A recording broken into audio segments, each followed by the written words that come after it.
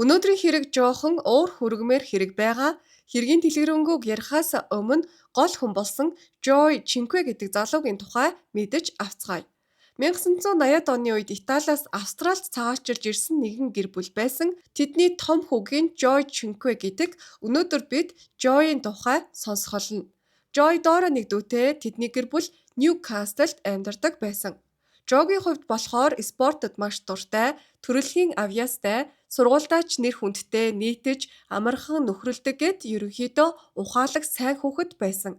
Сургуультаа сайн сураад дараа нэг сургуультаа ороод барилгын инженерчлэл чиглэлээр суралцаж төгссөн. 1994 онд 24 настай байхдаа Joe их сургуулаа төгсөөд Европоор 2 сар аялаж байгаад буцаж ирээд аав өвөөгийнхөө ажилдаг байсан инженерийн компанид ажиллаж эхэлсэн. 1995 оны ихээр Joe найзуудтайгаа шөнийн клуб гарч байхдаа Anu Singh гэдэг энэтхэг охинтой танилцсан. Тэр үедээ Anu 22 настай байсан. Түүний нэр нь санскрит гаралтай Anu гэдэг нэртэй. Joe Anu хоёр анхнаасаа л сайн ойлголцсон. Түүний хувьд энэтхэгт төрж дараа нь гэр бүлийнхээ хамт Сиднейд нүүж ирээд байсан нь тэр. Тэр сургуультаа маш сайн сурагч байсан ч сэтгэл зүйн хувьд бол харин асуудалтай, бие авч явах тал дээр хүндрэлтэй байсан гэж тодорхойлогддог. 1993 онд их сургуульд байхдаа Саймон гэдэг залуутай Anu үерхэлж эхэлсэн байдаг. Энэ үедээ харин маш хүнд үеийг туулсан. Тэр сэтгэл зүйн дарамт, гэрээсээ хол байх хэцүү байдал, мөн амьдралын өөрчлөлтүүдтэй нүүр тулсан байгаа. Тэр үедээ Anu амьдралынхаа хамгийн хүнд шийдвэрүүдийг ч гаргасан нь цаашид Joe-гийн хувь заяатай мөн холбогдсон. Anu бүр 10 дугаар ангиасаа л хар тамхи хэрэглэж эхэлсэн. 1993-аас 1996 он гэхэд энэ байдал нь бүр дордчихсон. Кокаин, LSD, амфетамин, экстаси, мет гэх мэт хүчтэй бодисуудыг тэр хэрэглэдэг болсноор хий юм харах хүртэл хэмжээнд хүрсэн. Түүний энэ хүндэрсэн нөхцөл байдал Ануг их сургуулиасаа түр завсарлага авахад хүргээд Anu буцаад Сидней рүү аав ээжтэйгээ амьдрахаар явсан юм байна. Яг тэр үедээ 1995 онд клубт явж байхдаа Joy Cinqueтэй танилцсан. Тэд тэрт ороод бараг шахуу дотн болчихсон. Гэхдээ нэг асуудал байсан нь Anu тэр үедээ өөр нэг залуутай харилцаатай байсан юм байна. Сиднейд буцаж ирснийхээ дараа тэр Canberra дахь их сургуультаа бол буцаж орсон. Харин Joe Anu хоёр холын харилцаагаа үргэлжлүүлэх болсон. Энэ үед Anuгийн хуучин найз залуу бүхнийг мэдээд түүнээс салах шийдвэрийг гаргасан. Joe Anu хоёрын харилцаа ингээд улам бүр дотносож сериусны хэлбэрт орсон. 1996 он гэхэд Joe бүр Anu руу өдөртөө 15 удаа залгадаг болсон байсан. 7 хоногтоо Ньюкаслаас Canberra руу 5 цаг машинаар яваад амралтын өдрүүдээ Anuтай хамт өнгөрөөгөөд даваа гарагийнх нь өглөө маш эртлэн ажилдаа буцаж явдаг тийм дотн хэмжээний болчихсон. Ануг заримдаа бие нь өвдлөө гэх юм бол Joe ажлаа тэр даруйдаа орхиод шууд нислэг авч түүн дээр очдог болсон. Гаднаас нь харахад бол энэ маш хүчтэй хайр мэт харагдана. Харин Joe-гийн эцэг их энэ харилцаанд огт итгэл өгөөгүй. Тэд хүүгээ өөр хүн шиг болж байгааг анзаарсан. Өмнө нь хөгжилдөө нийтэж байсан хүн одоо болохоор дуу цөөтэй байгаа байхгүй нь мэдэгдэхгүй тийм хачим болчихсон. Тэдний хэлснээр Anu Joe-г хит их удирддаг байсан. Joe Anu хоёрын хооронд ямар ч яриа өрнсөн Anu л захиргаатаад өөрийнхөөрөө ярьж Joe харин дуугуул сонсдог болсон юм байна. Joe-гийн ээжийн хэлснээр бол тэр миний хүүд маш муу нөлөөг үзүүлсэн. Тэр бүр Joe-г өөрөөсөө салгахгүйгээр цаг минут тутамд анхаарлыг нь өөрлөгөө хандуулах гэж хичээдэг байсан гэдэг. Гэр бүлийн орой хоолны уур амьсгаланч хэвийхнээрээ байхаа болчихсон. Тэд өдөр бүр 18 цагт хамтдаа хоол иддэг уламжлалтай. Харин Anu яг тэр үед нь Joe руу утасдаг болсон. Joe уцаа аваад нэг цаг гарan бүр уцаар яриад ширээнээсээ босоод явчих нь. Ийм байдал нь тэдний гэр бүлийн хоолны уламжлалыг тасалдуулаад тэр гэр бүлийнхээ хажууд ч ухаан санаа нь өөр газар байдаг болчихсон. Эцэст нь Joe-гийн ээж түүнээс гуйж хүртэл үдсэн. Манай гэр бүл 6 цагаас хоолоо иддэг. 6 өнгөрөөгөө залгаач бид гэр бүлийнхээ хоолыг идэж байна шүү дээ гэж хэлсэн ч энэ байдал нь өөрчлөгдөөгүй. 1996 оны 9-р сард Joe эцэст нь Canberra хот руу нүүгээд Анутай хамтдаа амьдрах болсон. Энэ үед Жо 26 настай, Ану 23 настай байсан. Тэд Даунер гэдэг дүүрэгт нэг байшинд хамтдаа амьдарч эхэлсэн. Тэр үед тэд бүр хамтарсан банкны дансыг хүртэл нээгээд Жо болон Анугийн гэрлэлтийн хадгаламжаа гэж нэрлсэн. Иннээс харуул тэд удахгүй гэрлэх гэж байгаа мэт харагдана. Харин энэ үеэс Анугийн нөхцөл байдал нь бүр дордож эхэлсэн. Тэр өмнөх хар тамхи татгаа болсон ч гэсэн сэтгэл гутрал, хоолны эмгэг гэлсэн өөр зуршлууд гарч эхэлсэн. Тэр идэх үедээ хит хитээд дараа нь өөрийгөө албаар цэвэрлдэг болсон. Өөрөөр тайлбарлавал бөөлжөөд мацаг бариад туулах эм зэргийг хэрэглэдэг болсон. Ану маш их тураад өөрийгөө тарган байна гэж үздэг болсон байгаа. Бүр аав ээж дээрээ очиод гизээ харуулад энэ бол өөх би турах хэрэгтэй гэж тэрхүү эмгэгтэй огцом итгэсэн.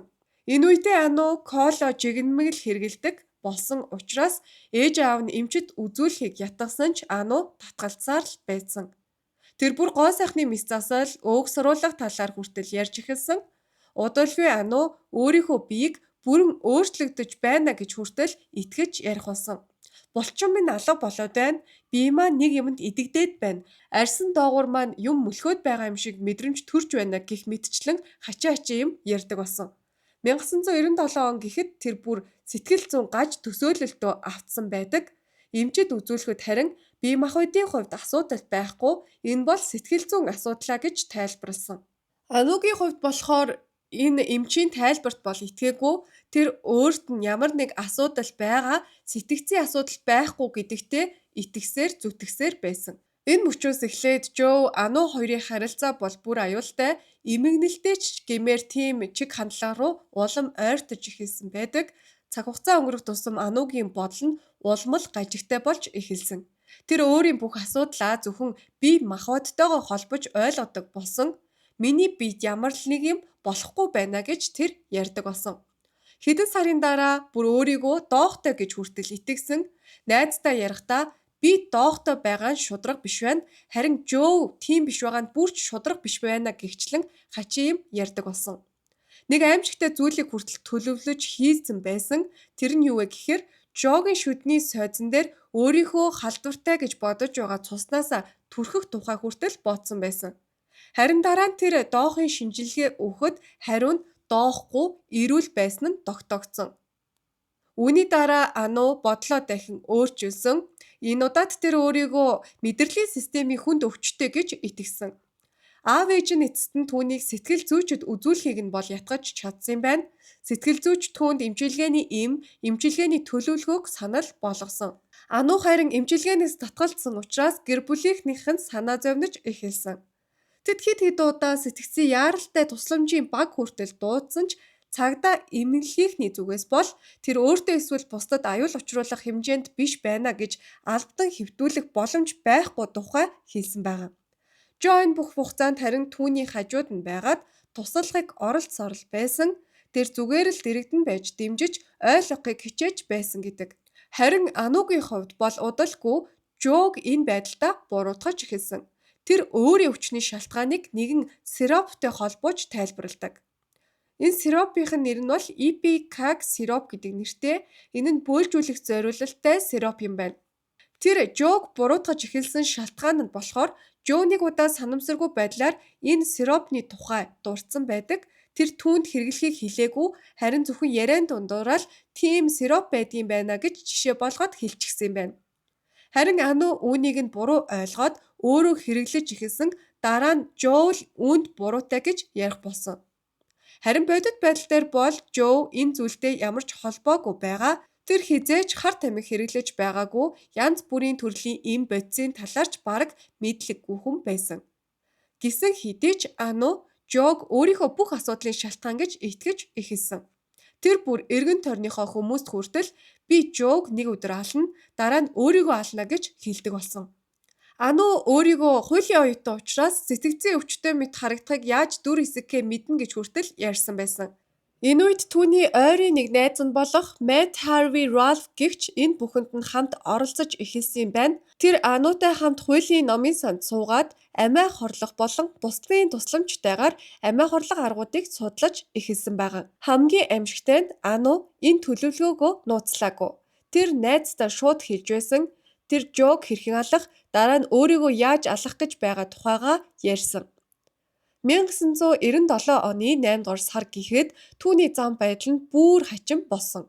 Тэр өөрийнхөө хувцснуудыгаа маш хямдхан зараад CD-гээ үнгүү тарааж эхэлсэн. Тэр үүнийг тайлбарлахдаа болохоор би одоо гадагшаа бараг гардаггүй. Тиймээс эдгээрийг хэрэгэлдэггүй болсон гэж тайлбарласан. Гэхдээ аав ээж нь бол үүнд итгээгүй. Тэд их сургуулийн декантанд хүртэл холбогдсон ч насанд хүрсэн хүн болохоор бид ямар нэгэн мэдээлэл өгөх боломжгүй гэсэн хариуг өгсөн байдаг. Энэ үеэс эхлээд л нөхцөл байдал нь улам хурцдаж дараагийн үйл явдлууд бүр ч аимшигтай чиглэл рүү шилжсэн. Тэгэд энэ хугацаанд болохоор аав ээж нь сэтгцэн эрүүл мэндийн яаралтай тусламжийн багт өргөдөл хүртэл гаргаж Ануг өөрийн зөвшөөрлгүйгээр эмнэлэгт хэвтүүлэх гэж оролцсон ч процесс нь маш удаан төвөгтэй байсан болохоор тэд үндсэндээ хүлээхээс өөр юм хийж чадаагүй. Энэ хооронд нь Ану их сургуулийнхаа олон найз танилуудтайгаа ярьж байсан гэдэг тэд бүгд л хуулийн чиглэлийн ухаантай оюутнууд байсан юм байна. Харин хамгийн гайхмаар зүйл нь хинэн ч чи ингэж болохгүй гэж зогсоох гэж оролдоогүй явдал. Харин ч бүр зарим нь түүнийг дэмжиж би ч бас чам шиг мэдэрдэг гэж түүнийг өөгшүүлчихсэн. Ану зарим хүмүүст бүр би Жог тайвшруулах юм өгч хөдөлгөөнгүй болгоно эсвэл бүр алаад дараа нь өөрийгөө ч хорлно гэж ярьсан байдаг. Ану нэг ангийнхаа оюутан залуугаас буу олж өгч чадах эсхийг нь асууж байсан ч удаатай. Эхэндээ хүмүүс тоглоомоо гэж ойлгож байсан ч дараа нь дахин асуугаад ирэхээр нь тэр өөрийгөө хүнд өвчтөй амьдрах хүсэлгүй болсон гэж тайлбарлаж байсан. Хожим нь Ану нэг танилтайгаа хамт өөрийгөө хорлох зорилгоор мансууруулах бодис хэрэглэх тухай хүртэл ярилцсан. Тэр үед Ану мөнгө төлж мансууруулах бодис аваад дараа нь өөрийгөө болон хамтдаа байсан тэр хүнийгээ хэрэглүүлэх орлого хийсэн гэж тэмдэглэгдсэн байдаг. Энэ бүхний зэрэгцээ Ану их сургуулийн зөвлөгтэйг уулзаад Жо өөрийг нь сэтгэл санааны болон бие махбодын хүчирхийлэлд өртүүлж байгаа гэсэн гомдол гаргасан юм байна. Жо энэ бүхнийг харин эрс үгүйсгэсэн. Тэр энэ үедээ би түүнийг орхиж чадахгүй. Учир нь сэтгэл зүйн болон санхүүгийн хувьд тэр надаас хамааралтай, би түүнийг орхиод явчихж чадахгүй гэж ярьсан байдаг. 1997 оны 10 дугаар сард Ану дахин тэр хүн дээр очиод энэ удаа $500 героин ойролцоогоор 1 граммыг авахыг хүссэн юм байна. Тэр хүн нь харин татгалзаагүй дотогшоогоо оруулаад 2 тариаг бэлдэж өгөөд дахин нэг удаа өөртөө болон бусдад хэрхэн тарих талаар үзүүлж зааж өгсөн гэдэг. 1997 оны 10 дугаар сард Ану дахиад нөгөө хар тамхи наймаалдаг хүн дээр очиод энэ удаа $500 героин ойролцоогоор 1 граммыг авахыг хүссэн юм байна. Тэр хүн нь ч татгалзаагүй түүнийг дотогшоогоо оруулаад 2 тариа бэлдэж өгөөд өөртөө болон бусдад хэрхэн тарих талаар үзүүлж зааж өгсөн. Тэр үед тэр Анугаас чи яагаад ийм их героин авах гээд байгаа юм бэ гэж асуухад Ану надтай хамт өөр нэг хүн хэрэглэх юмаа гэж хариулсан байдаг. Өөр хүн гэж хин юм бэ гэж асуухад Ану чи мэдэх заавал шаардлагагүй штэ гэж хэлээд өөр дэлгэрэнгүй зүйлийг бол яриагүй. Үүнийхээ дараа Ану Matt Harvey-тэй хамт дахин нэг танил оюутнаасаа date rape drug гэж нэрлэгдэх хүчтэй тайвшруулах эмийг олж авсан. Энэ эмийг героинтэй хамт хэрэглэвэл хүнийг маш хурдан ухаан алдуулдаг гэж тайлбарлагддаг. 1997 оны 10 дугаар сарын 20-нд Ану нэг салах ёс гэсэн оройн зоог зохион байгуулсан. Гаднаас нь харахад энэ нь жирийн нэг үдирчлэг мэт байсан боловч үнэн дээр тэр шөнө нь Жог алж дараа нь өөрийгөө хорлох төлөвлөгөөтэй байсан. Ану болон Matt Harvey хоёр ойролцоох байрнуудаар яваад бүр танихгүй оюутнуудын хаалгыг хүртэл тогшоод салах ёсны үдирчлэг болж байна ирээрэй гэж уриалсан. Хамгийн аимшигтай нь орсон бүх хүмүүс энэ үдирчлэгний жинхэнэ зорилгыг нь мэдэж байсан. Энэ болохоор Жог алаад дараа нь амиа хорлох төлөвлөгөөтэй үдирчлэг гэдгийг тэд бүгд мэдэж байсан ч хинэн ч юу ч хэлээгүй. Жогоос бусд нь бүгд энэ талаар мэдэж байсан гэсэн үг. Түүнд хинч анхааруулаагүй, хинч цагдаад хэлээгүй, хинч зогсоох гэж оролдоогүй. Харин энэ бүхнийг харж байсан хүмүүс бүгд хуулийн чиглэлээр сурч байсан оюутнууд байсан. Бүр Matt Harvey өөрийн гар дээрх тарианы цорвоо хүмүүст үзүүлээд Ану надад героин тарихыг зааж өгсөн. Ингээд дараа нь Жод хэрэглэх гэж байгаамаа гэж хэлж байсан ч хинч оролцоогүй, энэ талаар нь сануулаагүй. Ингээд үдэшлэг хэвийн мэд үргэлжлээд Ану тэр оройдоо Жод маш их хайртайгаа хэлж ийдэг хандлагатай байсан. Үдэшлэг дээр байсан хүмүүсийн зарим нь энэ бүх үйлчлэг Ануг зүгээр л жүжиглэж байгаа, анхаарал татах гэж ингэж байгаа байхаа гэж бодсон юм байна. Тэд түүнийг өмнө нь их драматай, анхаарал татах дуртай хүн гэж мэддэг байсан болохоор энэ удаагийн яриаг нь бас нэг тийм жоок, тоглоом, хэтрүүлэг гэж ойлгосон гэдгээ дараа нь тайлбарладаг. Ямар ч тач хүмүүс үдэшлэгнээс нэг нэгээрээ явж эхэлсэн. Явахынхаа өмнө Matt Harvey хүртэл энэ шүн төлөвлөгөөч нь үргэлжлэнэ гэж хэлсэн байдаг. Хүмүүс гарсны дараа Ану Жогийн кофенд нь хид хідэн рогипнол шахмал бутлаад хийснээр түүнийг ухаангүй болгочихсон. Дараа нь өмнө нь бэлдсэн нөгөө героин тариага ашиглах гэж оролцсон ч бодсон өтгөрөөд тариа хийх боломжгүй болсон юм байна. Ингээд Жо өглөө сэрэхэд маш хүнд шартчихсан юм шиг байдалтай байсан ч яагаад ийм болсноо ойлгоогүй. Тэр зүгээр л ердийнхөөрөө ажилдаа яваад өгсөн. Харин Ану бол энэ байдалд бууж өгөөгүй. Тэр энэ удаагийн орлого нь амжилтгүй болсны дараа 10 дугаар сарын 24-нд дахиад нэг салах ёсны үдэшлэгийг зохион байгуулсан. Энэ удаа ч муу адил найз, танил, танихгүй хүмүүсгээд оюутнуудыг урьсан. Ану энэ шөнө төлөвлөгөө заавал биелнэ гэж өөр хүмүүст хэлж байсан ч мөн л хинч юу ч хийгээгүй. Жо харин юу ч мдээгүй хിവэрэл байсан. Тэр гэртээ эрэхтэн байранд нь хүмүүс зугуулсан байсан.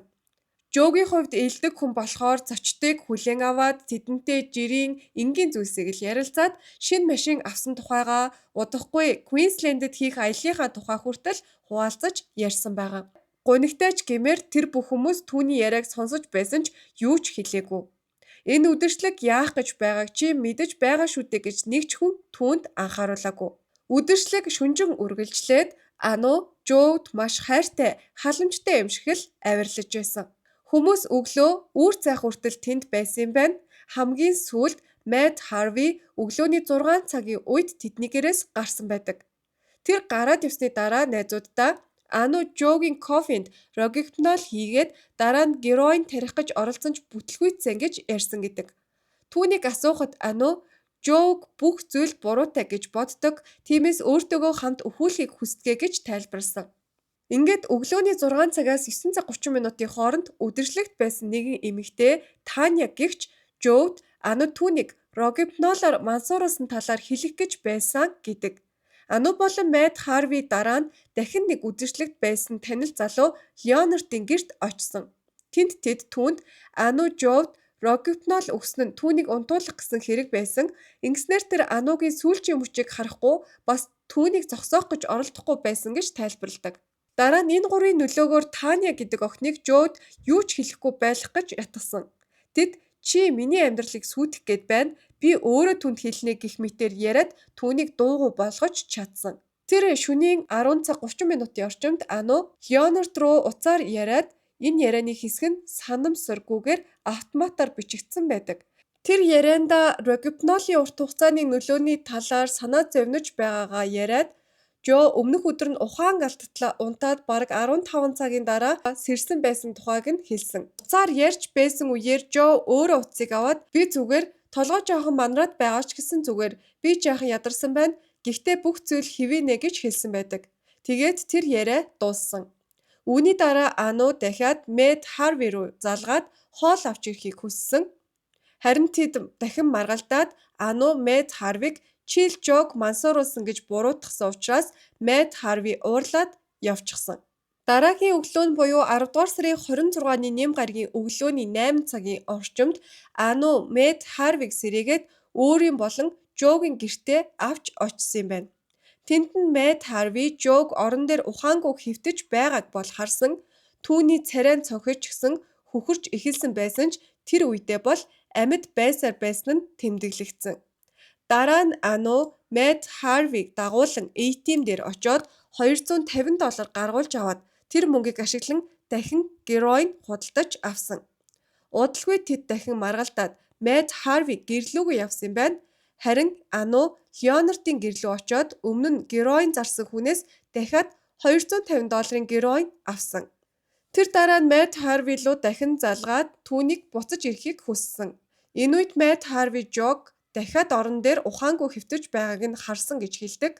Мөн Леонард руу очоод Жо өмнөх өдөр сэрэхдээ Ануг орхино гэж хэлсэн болохоор Ану түүнийг дахиад мансууруулж героин тарьж дахин алахыг оролдсон байна гэж тайлбарласан. Тэр өдрийн 12 цагийн үед Ану дахиад нэг найз болох Би гэдэг хүн рүүгээ залгаад Жовд рогипнол өгөөд героин тариад одоо тэр ухаангүй уруулан хөхөрч минутанд нэг л удаа амьсгалж байна гэж хэлсэн. Энэ үедээ тэр түүнийг амьд байлгахын тулд туслаад өгөөч гэж гуйсан байдаг. Тэгээд би түүнд шууд ингэж хэлсэн.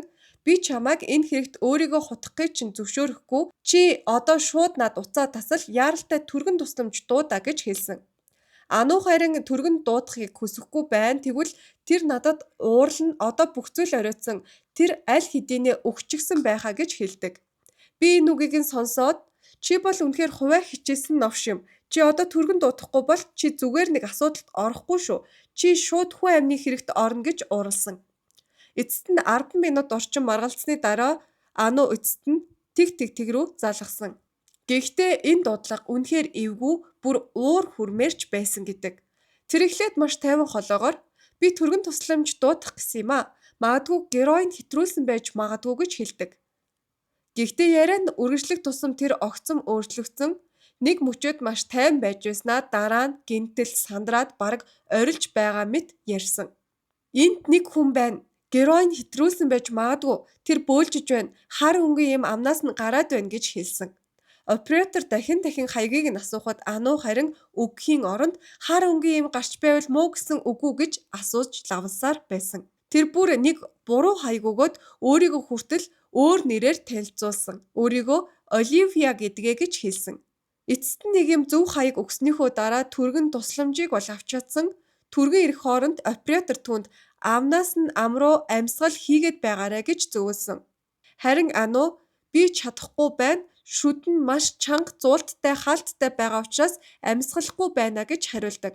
Ингээд түргэн тусламж ирэхэд Жов орон дээр ухаангүй хэвтэж байсан. Бүсэлхийнээс нь доош нүцгэн амнаас нь бор өнгийн шингэн болон цус гарчгсан гидсэн хөөсөн байдалтай байсан. Эмчнэр шууд сэхээ амьдруулах ажиллагааг эхлүүлсэн. Харин энэ үед Ану маш докторгүй сандарсан байдалтай алхаад тэднээс түүнийг авраад өгөөч гэж дахин гуйж байсан. Тэр бүр өөрөө хийснээ хүлээн зөвшөөрсөн. Би түүнд 4 ширхэг рафинол өгсөн. Дараа нь героин тариад унтуулах гэж оролдсон юм а гэж хэлсэн. Харамсалтай нь эмч нар чадах бүхнээ хийсэн ч Жог аварч чадаагүй. Жов тэр оройдоо нас барсан. Ану тэр доороо баривчлагдан цагдаад ачигдсан. Нэг офицер хожим нь хэлэхдээ тэр маш их уйлаад хашгирч байсан мөртлөө нэг ч удаа нулимс арчих салфетик хэрэглээгүй гэж ярьсан. Тэр шөнийн Жогийн гэр бүлдэнч муу мэдрэмж төрж эхэлсэн. Ээж Мария нь хүүрүүгээ залгахад уцыг нь харин цагдаа авсан. Түүнийг залгахад цагдаагийнхан гэрт нь байсан учраас ийхүү уцыг авсан байна. Ингээд хүү Жовд нь тохиолдсон хэргийн тухай хэлсэн. Ээж нь харин тэр дороод Ану Жог алсан байна, Жо өгсөн байна гэдгийг ойлгосон. Түүнд өөр юу ч сонсох хэрэг байгаагүй. Тэр шууд л сэтгэлээр унаад цочирдоод уйлж эхэлсэн. Цагдаагийн ажилтан энэ таны хүүгийн талаар байна гэж хэлэхэд нь л бол битгий цааш нь хэлээ гэж хашгирсан. Тэр алчсан уу? Тэр үнэхээр алчсан юм уу гэж дахин асуугаад өөрөө ч итгэж чадаагүй. Би мэдэж байсан тэр түүнийг алсан гэж уйлж хэлсэн байдаг. Жогийн дүү Энтони ч бас энэ мэдээг сонсоод маш их цочирдож тэр новш миний ахыг алсан юм байна гэж хэлсэн байдаг. Дараа нь гэр бүлийнх нь Моргт очиж Жог таних шаардлагатай болсон. Тэдний загалмайлсан хүү Роберт мөн хамт явсан. Цогцыг бүтээлгийг нь сөхөхөд Жогийн ээж Мария шууд л Робертийн гар дээр унаад ухаан алдсан гэдэг. Төрүүлж өсгсөн хүүхдээ ийм байдалтайгаар харна гэдэг ямар ч эцэг эхийн хувьд төсөөлхийн аргагүй шаналл. Дараа нь задлан шинжилгээ болон хор судлалын дүн гараад Жо амьсгал боогдож нас барсан, рохипнол болон героины нөлөөнд ор байсан гэдг нь батлагдсан. Түүний биед маш их хэмжээний героин байсан болохоор нэг удаагийн тунуу эсвэл хэд хэдэн удаагийн тарилга байсан уу гэдгийг нарийн тогтоох боломжгүй байсан юм байна. 10 дугаар сарын 26-ны Ням гаригийн өглөөний 3 цагийн орчимд нэг удаа, дараа нь ойролцоогоор 8 цагийн дараа дахин нэг удаа тарьсан байх магадлалтай гэж дүгнсэн. Мөрдөн байцаалтын явцад цагдаа нар Жоугийн өдөр тутмын төлөвлөгөөг олсон. Тэр төлөвлөгөөнд дотор нь даваа гарагт нүүхэд бэлдэх 10 дугаар сарын 27 гэж бичсэн байсан. Түүний ачаа тийш нь гэрт нь байгаагүй болохоор тэр үнэхээр тэр өдөртөө Ануг орхиод явах төлөвлөгөөлтэй байсан гэж үздэг. Тэр саяхан машин авсан байсан. Амьдралынхаа шинэ үе эхлэх гэж байгаа юм шиг байсан нь мөрдөн байцаагчдын хувьд онцолж тэмдэглэсэн зүйл болсон. Цагдаа нар мөн Мэт Харвигийн гэрээг нэгчгээд рохипнол, судас тариа, эмийн тухай тохиомлууд, хэрэгэлсэн тариурын сав баглаа бодол зэргийг олсон байдаг. Мөн түүний тэмдэглэлээс удаан хугацааны турш сэтгэл гутралтай байсан Жоугийн өхлийг төлөвлөж байсан байж болох нотолгоог хүртэл гарч ирсэн. Үүний дараа цагдаа нар Мэт Харвиг баривчлаад дараах зүйлсүүдээр ялалсан. Хүн амны хэрэг, хууль бусаар болон санаатаагаар хүний амнаас хохирох, мансууруулах бодис хэрэглүүлсэн гэсэн гэмт хэрэгүүдэд буруутай гэж тооцогдсон. Хэрэг явдал болсноос 3 хоногийн дараа Анугийн аав ээж нь $100,000 барьцаа төлөөд түүнийг суллуулсан. Харин тэр Сидней дэх аав ээжийнхээ гэрт тэдний хяналтанд ор байх нөхцөлтэйгээр суллагдсан. Ану болон Мэт Харви хоёрын хэргийг эхэндээ хамт шүүхээр шийдэхээр төлөвлөж 1998 оны 10 дугаар сарын 6-нд хамтарсан шүүх хурал нь эхэлсэн юм байна. Ингээд 4-7 хоногийн дараа шүүгч энэ нь Мэт Харвигийн хувьд шударга биш нөлөөлөл үүсгэнэ гэж үзээд хэргийг саалгаж тус тусад нь шүүхээр шийдвэрлсэн.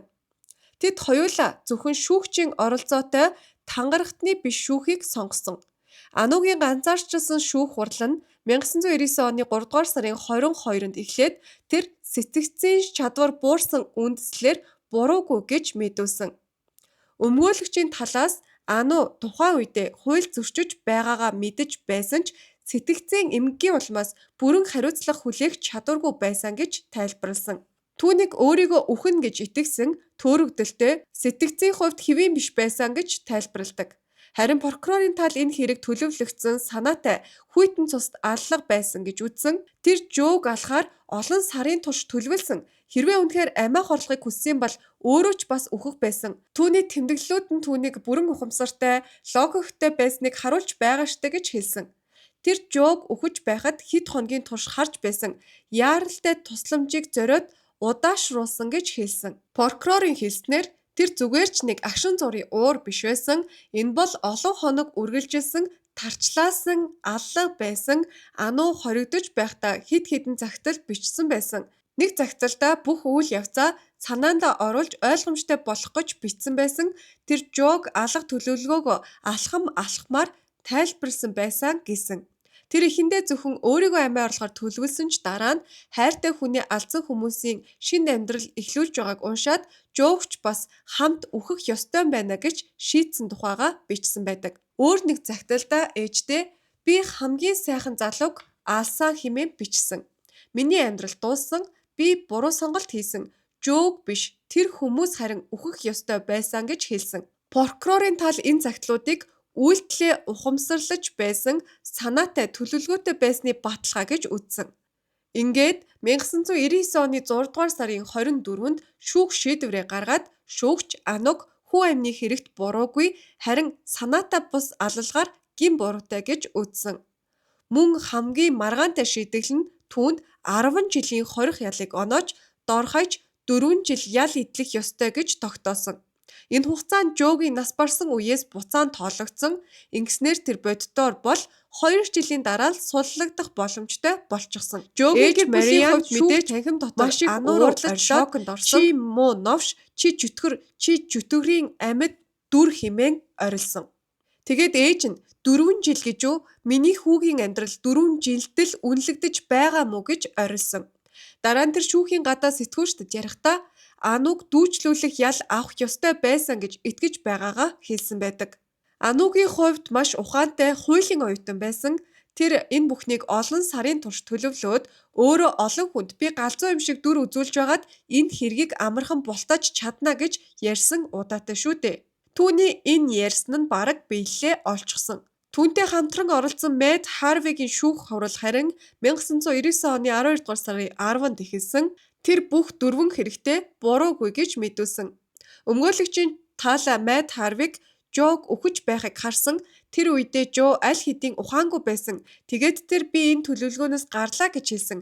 Тиймээс түүний хувьд хариуцлага дууссан гэж маргалдсан. Харин шүүгч Криспин гэгч хүн алах төлөвлөгөөнд оролцоход дараа нь би хариуцлагагүй болсон гэд ярих нь үнэхээр аимшигтай ойлголт шүү гэж хэлсэн. Гэсэн ч эцэст нь Мэт Харвиг гин буруугүй гэж шийдсэн. Шүүгчийн тайлбар нь тэр Жо аюулд байгааг мэдэж байсан нь үнэн, харин тэр Анугийн санаатай алгад оролцсон гэдгийг хангалттай нотлож чадаагүй гэж үзсэн.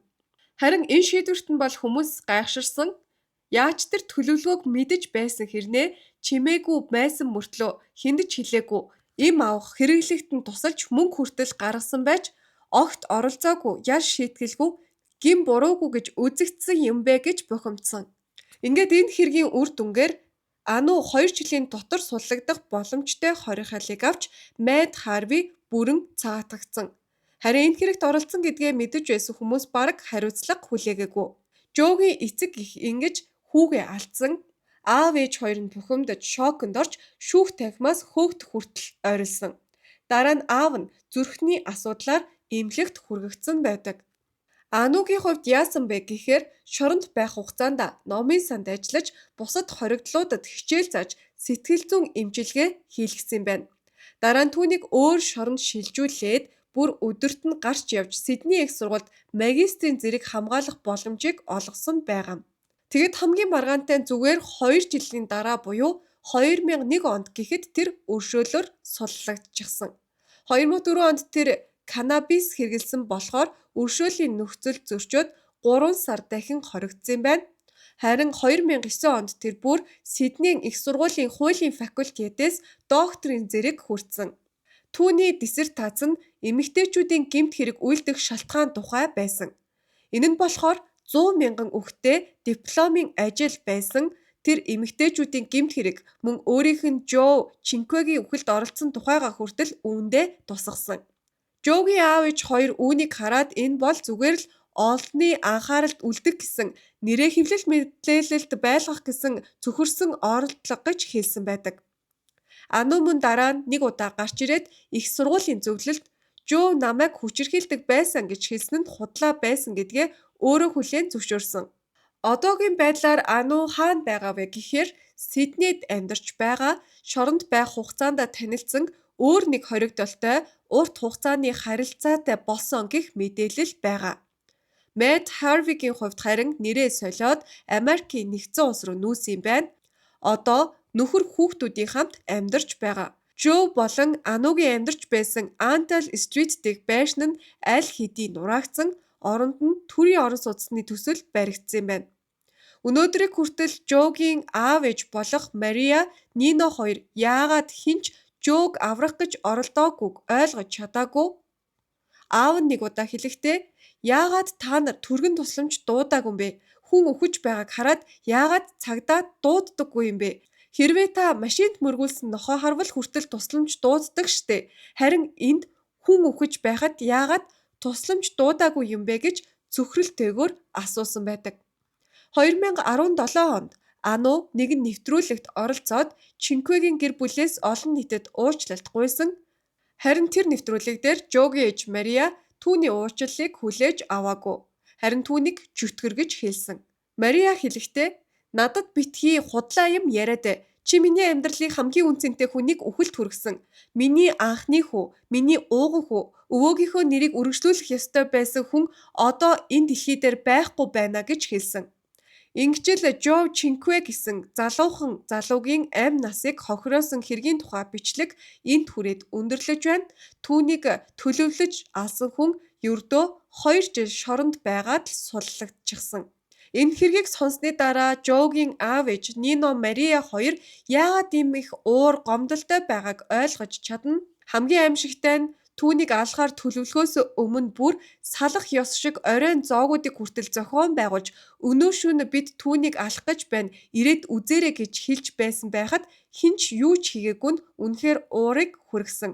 цаг хугацаагаар буцаж болдог байсан бол тэр хүмүүсийнх нь оронд байгаад Joe гэдэг залууд туслаад хилчихмээр хүртэл санагдсан. Энд хүрээд өнөөдрийн бичлэг өндөрлөж байна. Та энэ хэргийг сонсоод танд ямар сэтгэгдэл төрсөн тухайга сэтгэгдэл хэсэгт үлдээгээрэй.